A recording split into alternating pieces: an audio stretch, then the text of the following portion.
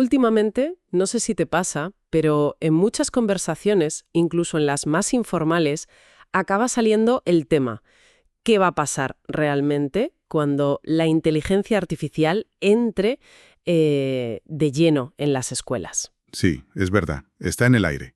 Y claro, de ahí surgen mil preguntas más.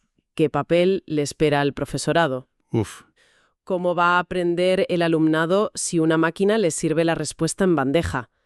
¿Cómo educamos en un mundo que parece ir, bueno, cada vez más rápido? claro. Para intentar entender mejor este panorama, nos hemos basado en un texto muy revelador titulado La voz del aula. Muy interesante, ¿sí? Recoge directamente lo que piensan y sienten los docentes a través de una encuesta anónima. Que eso le da mucho valor, ¿no? La anonimidad. La actual de la IA en el sistema educativo español. Vale, Vamos a mirar un poco de reojo a cómo lo están enfocando en otros países, pero nuestro punto de partida son las vivencias compartidas por los propios educadores. perfecto. Queremos entender qué significa esta revolución tecnológica para quienes enseñan, para quienes aprenden y, en definitiva, para el propio actor de aprender. Exacto. Y lo interesante de esas respuestas, aunque sean anónimas, es que dibujan una preocupación compartida muy nítida, ¿eh? Sí, se nota. Podríamos decir que el gran dilema es cómo salvaguardar la esencia del aprendizaje. Hablamos del esfuerzo, del pensamiento crítico, de la creatividad, ante una tecnología que ofrece eficiencia casi, bueno, instantánea. Claro, es que es un choque. Así que vamos a explorar esos miedos que son muy tangibles, pero también, ojo, las oportunidades que los propios docentes identifican. Perfecto, pues vamos a ello. Empecemos por esas preocupaciones dominantes que refleja la voz del aula. Venga, Hay un temor muy extendido a que la IA acabe debilitando habilidades cognitivas esenciales. Cosas tan básicas como la capacidad de analizar información, tomar decisiones. el pensar por uno mismo, al final. Eso es. O simplemente el valor del esfuerzo mental. De hecho, esto no es solo una sensación, ¿eh? No, no, Una revisión académica publicada en 2024 en Smart Learning Environments ya alertaba de que el uso acrítico de herramientas como ChatGPT podría mermar estas capacidades. es un punto crucial, porque no hablamos de una resistencia a la tecnología por sistema, ¿sabes? No, claro. Sino de una preocupación pedagógica de fondo. El temor es que, si no se guía bien su uso, la IA facilite tanto las cosas que el músculo del pensamiento propio, bueno, se atrofie. Se quede ahí parado. Exacto. Y ligado a eso, aparece la sensación de que se pierde algo fundamentalmente humano en el proceso de aprender. Ya, Una maestra lo decía de una forma muy gráfica en la encuesta. Lo que nos hace únicos es equivocarnos para aprender, qué buena frase. ¿verdad? Esa idea del error no como fracaso, sino como parte necesaria del camino. Fundamental. Y luego, claro, está la preocupación más práctica, del día a día. La dificultad real para verificar la autoría de los trabajos. El gran quebradero de cabeza ahora mismo. Totalmente. Un profesor lo expresaba sin rodeos. No sé si lo que entregan mis alumnos es suyo o de la IA. Es que es complicado. Incluso una profesora jubilada aportaba esa perspectiva del vértigo del cambio, ¿no? Comentaba cómo en sus últimos años activos ya sentía que sus alumnos dominaban la tecnología mucho mejor que ella. Que también es un factor, la brecha generacional. Sin duda. Todas esas preocupaciones convergen en un miedo más profundo, casi podríamos decir existencial, que la IA termine por robarnos lo esencial. Uf, suena fuerte. Pero es que es eso, la capacidad de pensar por nosotros mismos. Y es importante insistir en que no se trata de un miedo irracional, ¿eh? No, tiene su lógica. Es una consecuencia potencial si adoptamos la tecnología de forma masiva y acrítica, sin una estrategia pedagógica clara detrás, sin preguntarnos constantemente para qué la estamos usando en el aula. Pero como decíamos, no todo es temor. El estudio también capta un lado más optimista. Sí, también hay esperanza. Depositan en la IA. Hay una visión bastante compartida de la IA como una posible herramienta para liberar tiempo. Qué buena falta hace. Ya ves, varios mencionan la posibilidad de quitarse de encima tareas administrativas, lo que uno llamaba horas de papeleo absurdo, El horror de muchos profes. para poder dedicarse a lo verdaderamente importante: la enseñanza directa, el acompañamiento del alumnado. Y eso conecta con otro dato muy significativo que arroja el texto sobre la disposición del profesorado. Sí, ese dato es muy revelador, la verdad. A ver, Más del 70% de los docentes encuestados afirma que se apuntaría sin dudarlo a un curso de formación sobre inteligencia artificial si se le ofreciera a su centro educativo. ahí está.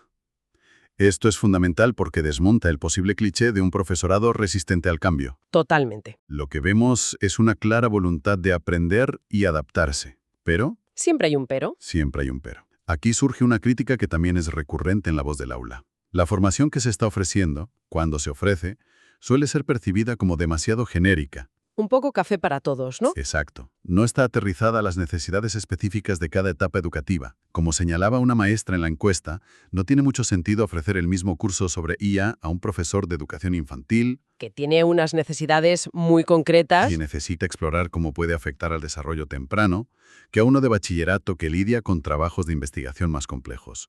La especificidad es clave. Mientras aquí le damos vueltas a cómo debe ser esa formación y si llega o no llega, otros países parecen estar tomando decisiones más firmes. Sí, parece que van un paso por delante en algunos sitios. Vale la pena echar un vistazo rápido fuera. Por ejemplo, en Singapur ya hay proyectos donde los profesores utilizan copilotos de IA. Copilotos. Sí, herramientas diseñadas para ayudarles a personalizar los materiales de aprendizaje para cada estudiante. Interesante. O pensemos en Finlandia, que recientemente ha legislado para restringir el uso de móviles en clase, salvo que el profesor lo autorice expresamente para una actividad concreta. O sea, no prohibir por prohibir. No lo ven como un paso atrás, sino como una forma de asegurar que la tecnología se usa con un propósito educativo definido. Tiene sentido.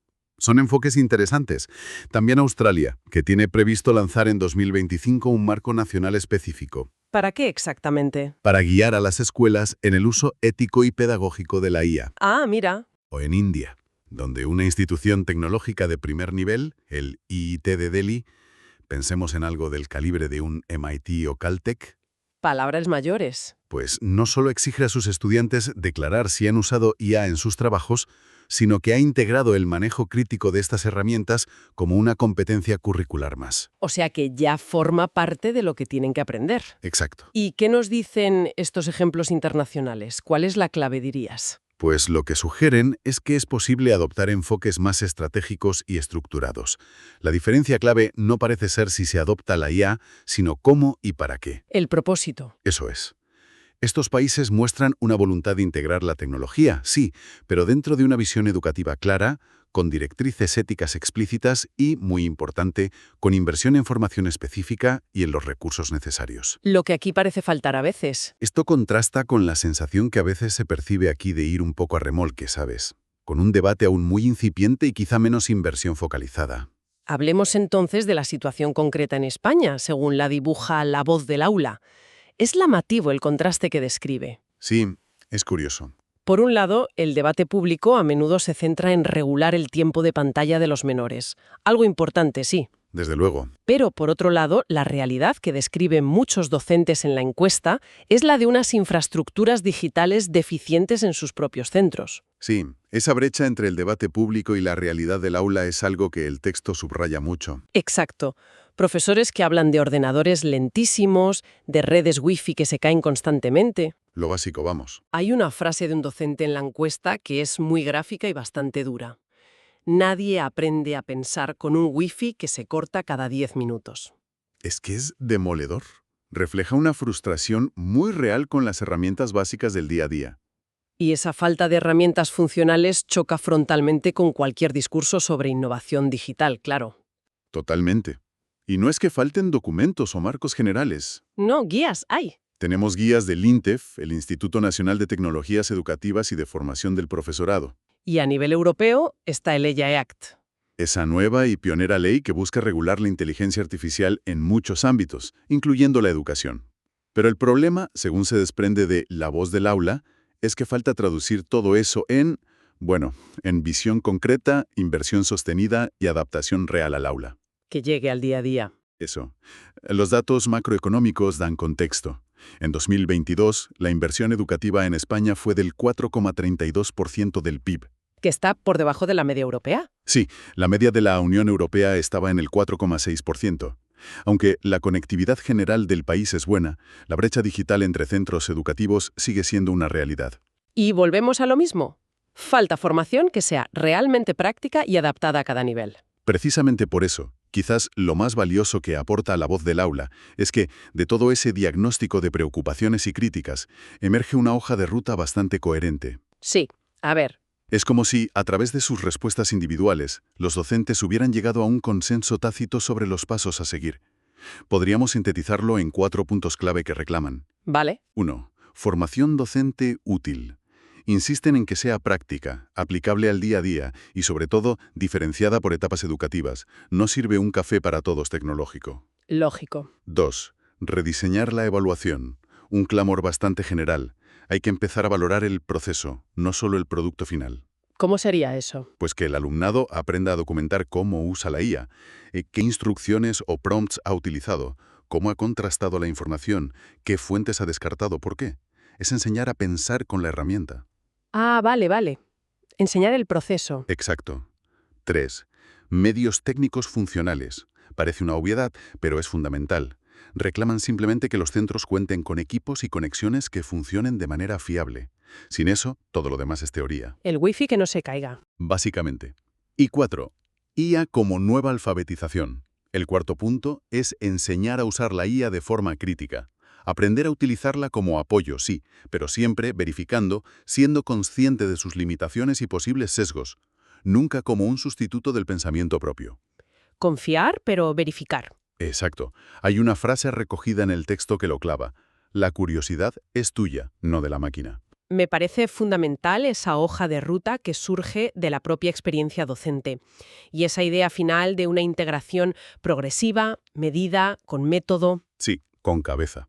No se trata de prohibir por sistema, movidos por el miedo, pero tampoco de abrazar cualquier novedad tecnológica sin reflexión previa.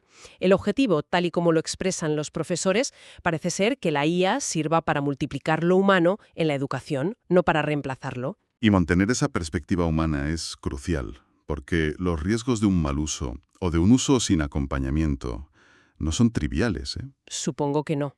El texto menciona un caso muy duro y relativamente reciente que sirve de advertencia. El de Adam Rain, un joven estadounidense de 16 años que se quitó la vida. Uf. Su familia denunció que había estado manteniendo conversaciones durante meses con un chatbot basado en ChatGPT y que, según ellos, la IA no solo no activó ninguna alerta o protocolo de ayuda ante señales de angustia, ¡Qué terrible! sino que presuntamente le habría dado detalles sobre cómo proceder e incluso ayudado a escribir una nota de despedida. Dios mío. Es un caso realmente estremecedor. Devastador. Y aunque sea un caso extremo, funciona como un recordatorio brutal de los peligros potenciales de interactuar con estas tecnologías sin el debido criterio, sin supervisión y, sobre todo, sin un acompañamiento humano real y cercano. Claro, es que no es un juego. OpenAI, la empresa detrás de ChatGPT, ha comunicado que ha implementado mejoras en sus sistemas de seguridad desde entonces, pero la tragedia subraya la necesidad imperiosa de educar en el discernimiento, la responsabilidad y el espíritu crítico al usar estas herramientas. Ese caso tan trágico nos devuelve de golpe a lo fundamental, ¿verdad?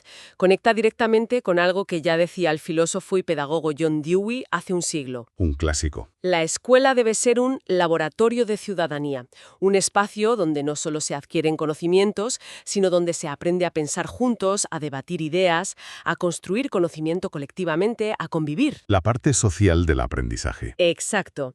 Si la IA se convierte solo en un oráculo que ofrece respuestas individuales e instantáneas, corremos el riesgo de perder esa dimensión social y dialógica del aprendizaje. La tecnología, idealmente, debería hacer lo contrario, liberar tiempo al profesorado precisamente para lo que ninguna máquina puede hacer. ¿Qué es? Mirar a cada estudiante a los ojos y preguntarle, ¿y tú qué piensas sobre esto? Esa conexión humana, claro. Afortunadamente, y esto también lo recoge el texto como contrapunto, empiezan a surgir ejemplos de desarrollos tecnológicos que parecen diseñados con una intención pedagógica más clara. ¿Ah, sí? ¿Cómo cuáles? Pues más alineados con esos objetivos educativos que mencionas. La propia OpenAI ha lanzado un ChatGPT Study Mode. ¿Y eso qué hace? En teoría no da la respuesta directa, sino que intenta guiar al estudiante paso a paso, simulando un proceso de tutoría. Ah, interesante. En Australia, se menciona un proyecto piloto donde la IA ayudó a reducir la carga burocrática de los docentes en un 25%. Un 25%, eso es mucho tiempo. Sí, liberando tiempo para la enseñanza. Y otro ejemplo muy citado es Khan Migo, de Khan Academy. Khan Academy, sí, los conozco. Pues es un asistente virtual diseñado para no dar soluciones, sino para devolver preguntas al estudiante, intentando estimular así su propio razonamiento. O sea, que te hace pensar. Esa es la idea. Entiendo. Son ejemplos que muestran que la tecnología no tiene por qué ser contraria a una buena pedagogía. Exacto. Lo que demuestran estos ejemplos es que la tecnología puede ser una aliada poderosa si se diseña con esa intención y si, como sistema educativo y como sociedad, exigimos que se desarrolle y se implemente de esa manera. No es la herramienta, es el uso. Exacto. No es inherentemente buena ni mala. Su impacto depende de cómo la integremos y qué objetivos le marquemos. Entonces, si tuviéramos que destilar la conclusión principal que nos deja esta voz del aula, ¿cuál sería? Yo diría que el gran reto no es evitar que la IA entre en la educación, sino asegurar que lo haga para potenciar lo esencial del aprendizaje, no para sustituirlo. Potenciar, no sustituir. Me gusta. Se trata de recordar esa idea que aparecía en el texto. Lo esencial no es una respuesta rápida, es una pregunta mejor. Buena esa. El valor real no reside únicamente en el producto final que la IA puede generar, sino en todo el proceso humano de búsqueda, de cuestionamiento, de crítica, de creación. En el camino, no solo en la meta. Justo. Me gusta mucho la imagen final que propone el texto para visualizar ese espíritu. Nos pide imaginar un aula, quizás en 2035. A ver. No sabemos cómo será tecnológicamente, pero en una pizarra alguien ha escrito a mano, como si fueran principios irrenunciables, varias frases. ¿Qué frases? Frases como, confía, utilízala, pero aprende a verificarla. O, no dejes que suplante tu pensamiento. Potentes. También, la IA ayuda, pero tú decides. Equivocarse también enseña. Y esas dos que ya hemos mencionado, la curiosidad es tuya, no de la máquina, y no dejes que la IA suplante tu voz. ¡Wow! Esas frases, que resumen muchas de las preocupaciones y esperanzas de los docentes, representan el espíritu que debería guiar esta transición, ¿no crees? Totalmente. Son un recordatorio constante de que debemos integrar la IA de forma que amplifique la inteligencia, la curiosidad y la voz única de cada persona que está aprendiendo, en lugar de silenciarlas. Nos quedamos con esa imagen tan potente de los principios escritos a mano en la pizarra del futuro.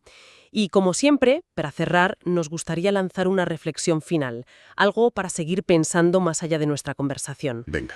Si la inteligencia artificial redefine radicalmente la facilidad con la que obtenemos respuestas, ¿cómo afecta eso a nuestra valoración del esfuerzo, de la duda, del propio proceso de descubrimiento? Buena pregunta. Y no solo en la educación, sino en nuestra vida cotidiana, en nuestro trabajo, en un mundo donde la información está cada vez más automatizada. ¿Qué significa realmente saber? ¿Dónde queda conocimiento profundo? ¿Dónde reside ahora la sabiduría? ¿Sigue siendo un atributo exclusivamente humano? Ahí queda la pregunta.